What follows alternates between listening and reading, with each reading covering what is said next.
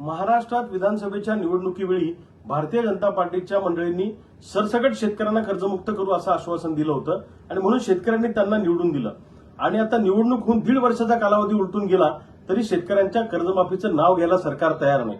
मध्यंतरीच्या काळात आम्ही शेतकऱ्यांनी प्रचंड मोठं आंदोलन केलं. आंदोलनासमोर सरकार झुकलं आणि सरकारने सांगितलं 30 जूनच्या आत आम्ही कर्जमाफी करू. आता पुन्हा त्यांनी विधानसभेच्या आचारसंहितेचा खोडा त्या कर्जमाफीमध्ये घातला.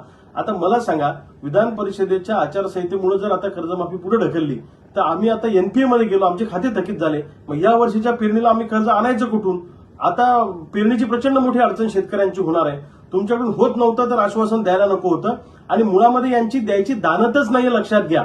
याच्यामध्ये जाचक अटी घालायच्या, जाचक निकष घालायचे आणि कमीत कमी शेतकरी कसे कर्जमाफीमध्ये बसवता येतील हा याच्या पाठीमागचा सरकारचा छुपा अजेंडा आहे. द्यायची दानत नाही तर घोषणा करता कशाला? सरसकट कर्जमुक्ती आम्हाला पाहिजे. महाराष्ट्रातले सगळे शेतकरी सरसकट कर्जमुक्त झाले पाहिजे, ज्याच्यावर किती कर्ज असलं तरी, ही आमची मागणी आहे. आणि जर का तुम्ही खोडे घालत असाल, त्याच्यामध्ये जाचक अटी आणि शर्ती घालत असाल आणि शेतकऱ्यांना कर्जमाफीपासून वंचित ठेवणार असाल आणि असे आचारसंहितेसारखे फालतू कारणं देत असाल तर महाराष्ट्रातला शेतकरी खपून घेणार नाही. आम्ही सगळे शेतकरी आता एकत्र येऊ आणि प्रचंड मोठं आंदोलन येणाऱ्या काळामध्ये सरसकट कर्जमाफीसाठी उभं करू.